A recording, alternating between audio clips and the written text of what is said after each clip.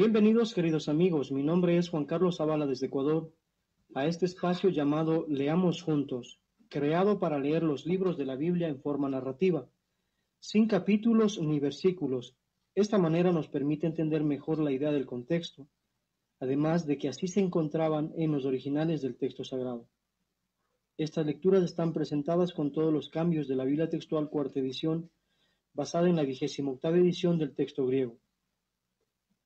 Recuerden, amigos, que se subirán los audios al canal iVoox de la Sociedad Bíblica Iberoamericana. En esta oportunidad leeremos la conclusión de la carta a los Hebreos. Esperamos puedan disfrutar. Contaremos para ello con la colaboración de Irma Valderas desde México. Antes de comenzar, compartiremos una pequeña reseña del contexto al momento de escribirse el libro. A pesar de su conclusión en estilo epistolar, este largo escrito presenta el aspecto de una homilía o sermón litúrgico. Sus destinatarios tenían necesidad de unas palabras de exhortación, porque su fe estaba en peligro. Después del primer entusiasmo de la conversión, se habían dejado arrastrar por la fatiga y el desaliento. Algunos desertaban de las asambleas y su formación cristiana dejaba mucho que desear.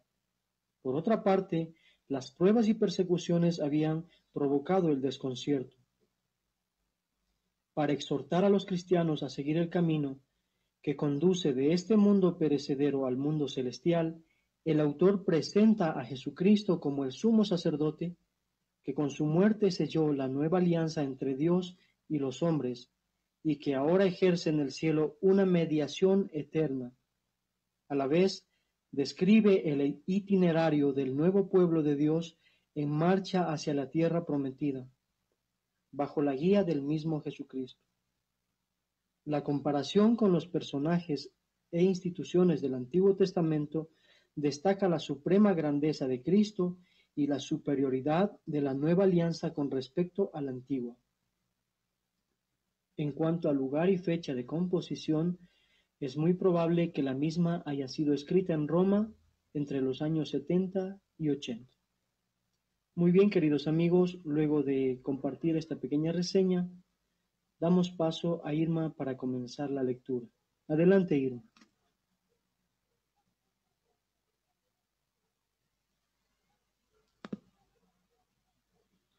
Muy amable, Juan, gracias. Saludos, amigos. En esta ocasión continuaremos con la segunda parte de nuestra lectura del libro Hebreos. Ahora bien, el punto principal de lo que venimos diciendo es que tenemos tal sumo sacerdote que se sentó a la diestra del trono de la majestad en los cielos, servidor de las cosas santas y del verdadero tabernáculo que erigió el Señor y no el hombre. Porque todo sumo sacerdote es constituido para presentar ofrendas y sacrificios, por lo cual es necesario que también éste haya tenido algo que ofrecer. Es que si estuviera en la tierra, no sería sacerdote en manera alguna, habiendo aún quienes siguen presentando ofrendas según la ley, los cuales sirven a una copia y sombra de las cosas celestiales, tal como Moisés fue advertido cuando iba a erigir el tabernáculo, pues dice: mira, harás todas las cosas según el modelo que te fue mostrado en el monte, pero ahora ha obtenido un servicio sacerdotal aún superior, por cuanto también es mediador de un mejor pacto, el cual está basado sobre mejores promesas, porque si aquel primero hubiera sido sin defecto, no se hubiera procurado lugar para un segundo, porque reprochándolos dice: he aquí vienen días, dice el Señor, en que estableceré para la casa de Israel y para la casa de Judá un nuevo pacto, no como el pacto que hice con sus padres el día que los tomé de la mano para sacarlos de la tierra de Egipto, porque ellos no permanecieron fieles en mi pacto, y yo me desentendí de ellos, dice el Señor. Por lo cual, este es el pacto que concertaré con la casa de Israel después de aquellos días. Dice el Señor: daré mis leyes en su mente y las inscribiré sobre sus corazones, y les seré por Dios y ellos me serán por pueblo. Y ninguno enseñará a cada cual a su conciudadano, ni cada uno a su hermano, diciendo, conoce al Señor, porque todos me conocerán, desde el menor hasta el mayor de ellos, porque seré propicio a sus iniquidades, y nunca jamás me acordaré de sus pecados. Al decir nuevo, ha declarado anticuado al primero, y lo que se vuelve caduco y envejece está cerca de la desaparición. El primero, pues, también tenía por su parte reglas del servicio y el santuario terrenal, porque el tabernáculo fue preparado así. En la primera estancia, llamada lugar santo, estaba el candelabro, la mesa y los panes de la proposición. Tras el segundo velo, estaba la parte del tabernáculo llamada lugar santísimo, que tenía un incensario de oro y el arca del pacto cubierta de oro por todas partes, en la que estaba una urna de oro que contenía el maná, la vara de Aarón que reverdeció y las tablas del pacto, y sobre ella los querubines de gloria que cubrían el propiciatorio, de las cuales cosas no es posible hablar ahora en detalle. Dispuestas así estas cosas, en la primera estancia ciertamente entraban continuamente los sacerdotes para cumplir los servicios, pero en la segunda, solo el sumo sacerdote, una vez cada año, no sin sangre, la cual ofrecía por sí mismo y por los pecados de ignorancia del pueblo, manifestando con esto el Espíritu Santo que aún no se había revelado el camino al lugar santísimo, mientras estuviera en pie el primer tabernáculo, lo cual es símbolo para el tiempo presente, según el cual se presentan ofrendas y sacrificios que no pueden, respecto a la conciencia, perfeccionar al que ofrece ese servicio, relacionada solo con viandas y bebidas y diversos géneros de abluciones, reglamentos carnales impuestos hasta el tiempo de un nuevo orden. Pero habiendo venido Cristo, sumo sacerdote de los bienes llegados, por medio de un mayor y más perfecto tabernáculo, no hecho por manos, es decir, no de esta creación, ni por medio de sangre de machos cabríos ni de becerros, sino por medio de su propia sangre, entró una vez por todas en el lugar santísimo, habiendo asegurado eterna redención. Porque si la sangre de los machos cabríos y de los toros, y la ceniza de la becerra, rociada a los inmundos, santifica para la purificación de la carne, ¿cuánto más la sangre de Cristo, quien mediante el Espíritu Eterno se ofreció a sí mismo sin mancha a Dios, limpiará nuestras conciencias de obras muertas para servir al Dios vivo? Y por esto es mediador de un nuevo pacto, para que habiendo ocurrido una muerte para liberación de las transgresiones cometidas durante el primer pacto, los que han sido llamados reciban la promesa de la herencia eterna, porque donde hay un pacto es necesario constatar la muerte de lo pactado, pues un pacto es válido sobre víctimas muertas y nunca tiene vigencia mientras vive lo pactado, de donde ni siquiera el primero entró en vigor sin sangre. Porque después que Moisés proclamó a todo el pueblo todos los mandamientos conforme a la ley, tomando la sangre de los becerros, con agua y lana escarlata e hisopo, roció el rollo mismo y a todo el pueblo diciendo: esto es la sangre del pacto que Dios mandó. Y de la misma manera, roció con la sangre el tabernáculo y todos los utensilios del servicio, y según la ley, casi todo es purificado con sangre, y sin derramamiento de sangre no hay liberación. Era pues necesario que las representaciones de las cosas celestiales fueran purificadas con estos ritos, pero las cosas celestiales mismas con mejores sacrificios que estos, porque no entró Cristo en un santuario hecho por manos, representación del verdadero, sino en el cielo mismo, para presentarse ahora delante de Dios por nosotros. y no para ofrecerse repetidamente a sí mismo, tal como entra el sumo sacerdote en el lugar santísimo cada año con sangre ajena. De otra manera, le hubiera sido necesario padecer repetidamente desde la creación del mundo. Pero ahora ha sido manifestado una vez por todas en la consumación de los siglos, para eliminación del pecado por medio del sacrificio de sí mismo. Y tal como está establecido para los hombres que mueran una sola vez, y después de esto el juicio, así también Cristo, ofrecido una sola vez para cargar los pecados de muchos, será visto por segunda vez sin relación con el pecado a los que lo esperan para salvación. Porque la ley, teniendo una mera sombra de los bienes venideros, no la imagen misma de las cosas, nunca puede perfeccionar a los que se acercan por medio de los mismos sacrificios que se ofrecen continuamente cada año. De otra manera, ¿no habrían cesado de ofrecerse? Ya que los que adoran, una vez purificados, no tendrían ya más conciencia de pecado. Sin embargo, en ellos se hace memoria de los pecados cada año, porque es imposible que la sangre de toros y de machos cabríos pueda quitar pecados. Por lo cual, entrando en el mundo, dice: sacrificio y ofrenda no quisiste, pero me preparaste un cuerpo. Holocaustos y expiaciones no aprobaste. Entonces dije: he aquí vengo, oh Dios, para hacer tu voluntad. En la cabecilla del rollo está escrito acerca de mí, diciendo antes: sacrificios y ofrendas y holocaustos y expiaciones no quisiste ni escogiste, las cuales cosas son ofrecidas según la ley. Entonces ha dicho: he aquí, he venido para hacer tu voluntad. Quita lo primero para establecer lo segundo.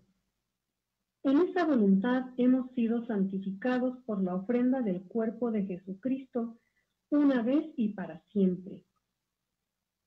Y en verdad, todo sacerdote está de pie día tras día, oficiando y ofreciendo repetidamente los mismos sacrificios que nunca pueden quitar los pecados. Pero éste, habiendo ofrecido un solo sacrificio para siempre por los pecados, se sentó a la diestra de Dios, de ahí en adelante esperando hasta que sus enemigos sean puestos por estrado de sus pies. Porque con una sola ofrenda ha hecho perfectos para siempre a los que están siendo santificados. Y nos testifica también el Espíritu Santo, porque después de haber dicho: este es el pacto que concertaré con ellos después de aquellos días, dice el Señor, daré mis leyes en sus corazones y las inscribiré en la mente de ellos.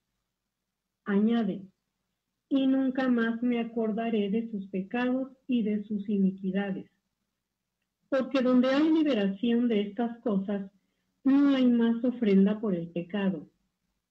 Así que, hermanos, teniendo confianza para la entrada en el lugar santísimo por la sangre de Jesús, la cual nos inauguró un camino nuevo y vivo a través del velo, esto es de su carne, y teniendo un gran sacerdote sobre la casa de Dios, acerquémonos con corazón sincero, en plena certidumbre de fe, habiendo sido purificados los corazones de mala conciencia y el cuerpo lavado con agua pura. Mantengamos sin fluctuar la confesión de nuestra esperanza, porque fiel es el que prometió. Considerémonos los unos a los otros para estímulo del amor y de las buenas obras, no abandonando nuestra propia asamblea, como algunos tienen por costumbre, sino exhortándonos, y tanto más cuando veis que aquel día se acerca. Porque si continuamos pecando voluntariamente después de haber recibido el conocimiento de la verdad, ya no queda más sacrificio por el pecado, sino una horrenda expectación de juicio y ardor de fuego que va a consumir a los adversarios. El que viola la ley de Moisés por el testimonio de 2 o 3 testigos muere irremisiblemente. ¿Cuánto peor castigo pensáis que merecerá el que pisoteó al Hijo de Dios y tuvo por inmunda la sangre del pacto, en la cual fue santificado, y ultrajó al Espíritu de gracia? Pues conocemos al que dijo: mía es la venganza, yo pagaré. Y otra vez, el Señor juzgará a su pueblo. Horrenda cosa es caer en manos del Dios vivo. Pero traed a la memoria los días antiguos, en los cuales, habiendo sido iluminados, soportasteis una gran lucha de padecimientos, algunas veces siendo exhibidos como espectáculo con injurias y también aflicciones, y otras veces habiéndoos hecho compañeros de los que son tratados así, porque compartisteis los padecimientos de los presos, y el despojo de vuestros bienes sufristeis con gozo, sabiendo que tenéis en vosotros mismos una mejor y perdurable herencia. No perdáis, pues, vuestra confianza, la cual tiene gran recompensa, porque tenéis necesidad de la paciencia, para que, habiendo hecho la voluntad de Dios, obtengáis la promesa. Porque de aquí a un momento, tan solo un momento, el que viene vendrá, y no tardará. Pero mi justo vivirá por fe, y si retrocede, mi alma no se agradará en él. Pero nosotros no somos de los que retrocedemos para destrucción, sino de los que tenemos fe para preservación del alma. Y la fe es la certeza de lo que se espera, la convicción de lo que no se ve. Lo es, porque en ella fueron aprobados los antepasados. Por fe entendemos que los siglos fueron restaurados con un dicho de Dios, para que las cosas que no se están viendo lleguen a ser visibles. Por fe Abel presentó a Dios una ofrenda mejor que Caín, por medio de la cual recibió aprobación de que era justo, habiendo dado Dios testimonio de sus ofrendas, y, muerto, aún habla por medio de ella. Por fe Enoc fue trasladado para que no viera muerte, y no fue hallado, ya que lo trasladó Dios, porque antes del traslado tuvo testimonio de haber agradado a Dios.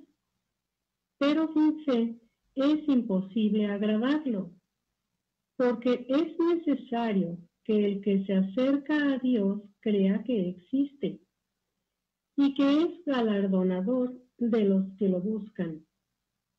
Por fe Noé, habiendo sido advertido acerca de cosas que aún no se veían, movido de reverente temor, construyó un arca para salvación de su casa, y mediante esa fe condenó al mundo, y fue heredero de la justicia que es según la fe. Por fe Abraham, al ser llamado, obedeció para salir al lugar que iba a recibir por herencia, y salió sin saber a dónde iba. Por fe habitó en la tierra prometida como en tierra ajena, viviendo en tiendas con Isaac y Jacob, coherederos de la misma promesa, porque esperaba la ciudad que tiene fundamentos, cuyo arquitecto y constructor es Dios. Por fe, a pesar de la esterilidad de Sara, recibió vigor para engendrar simiente aún fuera del tiempo de la edad, porque creyó que quien había prometido era fiel, por lo cual también de uno ya muerto respecto a estas cosas, nacieron como las estrellas del cielo en multitud y como la arena innumerable que está junto a la orilla del mar. Conforme a la fe murieron todos estos, no habiendo recibido las promesas, sino mirándolas de lejos. Las creyeron y las saludaron, confesando así que son extranjeros y peregrinos sobre la tierra. Porque los que dicen estas cosas dan a entender que buscan una patria. Y si ciertamente se acordaran de aquella de donde salieron, hubieran tenido tiempo de regresar, pero anhelaban una mejor, esta es la celestial, por lo cual Dios no se avergüenza de ser llamado Dios de ellos, pues les preparó una ciudad. Por fe Abraham, al ser probado, ofreció a Isaac, y el que recibió las promesas ofrecía a su unigénito, respecto al cual fue dicho, en Isaac te será llamada descendencia, considerando que Dios es poderoso para levantar aún de entre los muertos, de donde en sentido figurado también lo volvió a recibir. Por fe Isaac bendijo a Jacob y a Esaú respecto a cosas que estaban por suceder. Por fe Jacob, moribundo, bendijo a cada uno de los hijos de José y adoró sobre el extremo de su bordón. Por fe José, al morir, hizo mención del éxodo de los hijos de Israel y dio mandamiento acerca de sus huesos. Por fe Moisés, después de nacer, fue escondido 3 meses por sus padres, porque lo vieron niño hermoso y no temieron el decreto del rey.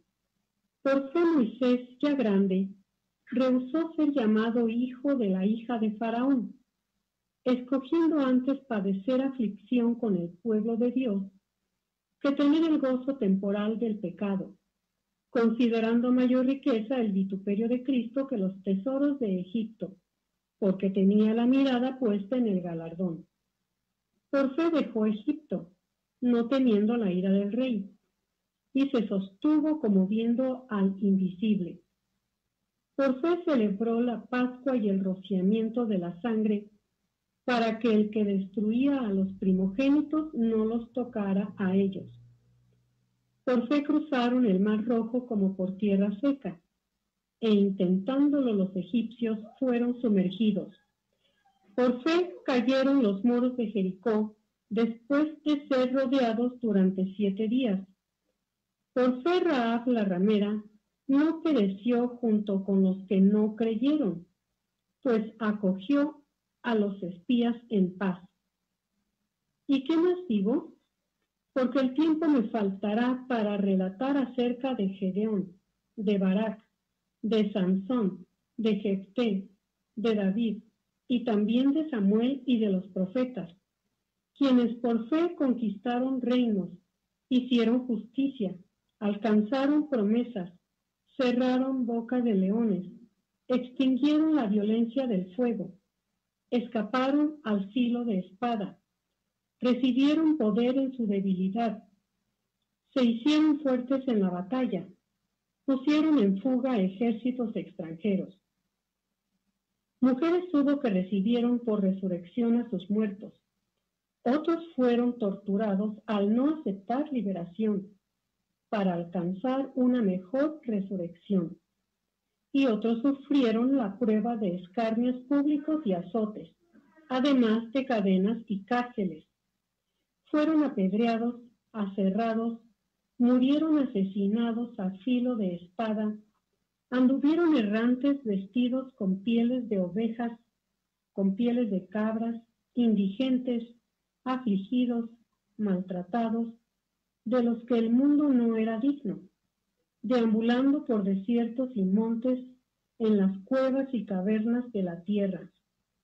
Y todos estos, aunque alcanzaron buen testimonio mediante la fe, no recibieron la promesa, habiendo Dios provisto para nosotros algo mejor, para que ellos no fueran perfeccionados aparte de nosotros.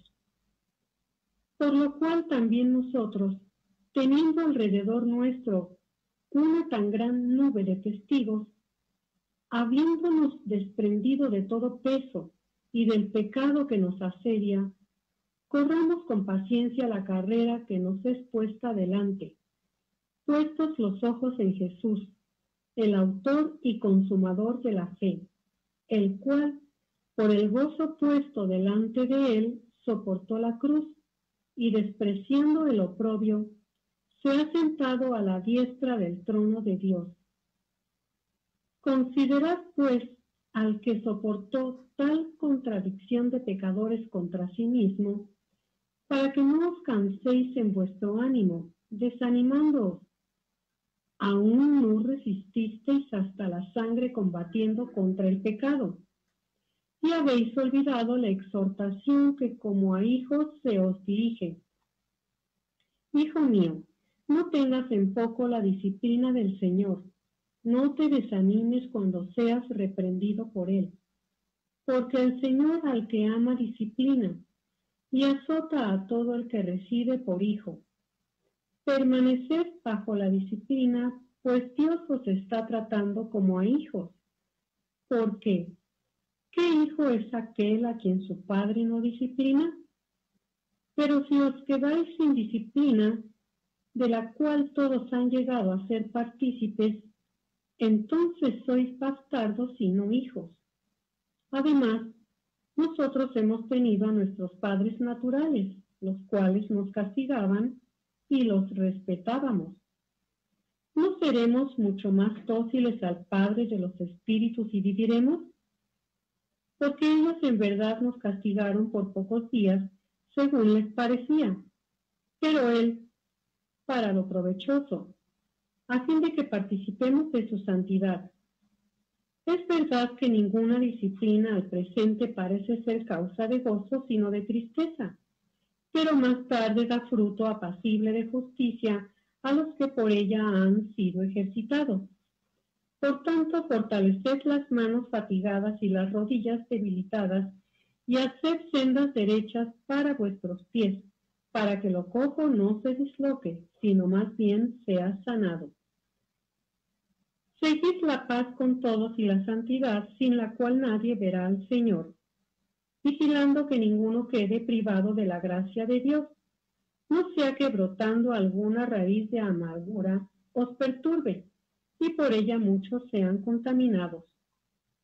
Que no haya ningún fornicario o profano como Esaú, que por una comida vendió su primogenitura. Porque sabéis que aun cuando después deseaba heredar la bendición, fue rechazado, porque no halló lugar de arrepentimiento, aunque solícitamente la buscó con lágrimas.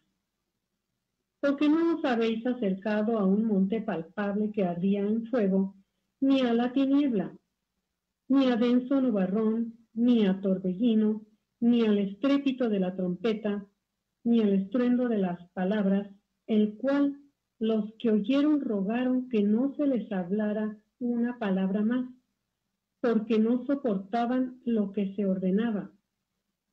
Aun si una bestia toca el monte, será apedreada. Y tan terrible era lo que veía, que Moisés dijo: estoy aterrado y temblando. Sino que os habéis acercado al monte Sión y a la ciudad del Dios vivo, a Jerusalén la celestial, y a las miríadas de ángeles, a la iglesia de los primogénitos inscritos en los cielos, a Dios, juez de todos, y a los espíritus de los justos hechos perfectos, y a Jesús, mediador del nuevo pacto, y a la sangre del rociamiento que habla mejor que la de Abel. Mirad que no desechéis al que habla, porque si no escaparon aquellos que desecharon al que los amonestaba en la tierra, mucho menos nosotros, si volvemos la espalda al que nos habla desde los cielos, cuya voz sacudió la tierra en ese tiempo, pero ahora ha prometido, diciendo: una vez más, yo conmoveré no solo la tierra, sino también el cielo. Y una vez más, indica la remoción de las cosas movibles, como criaturas que son, para que permanezcan las inconmovibles.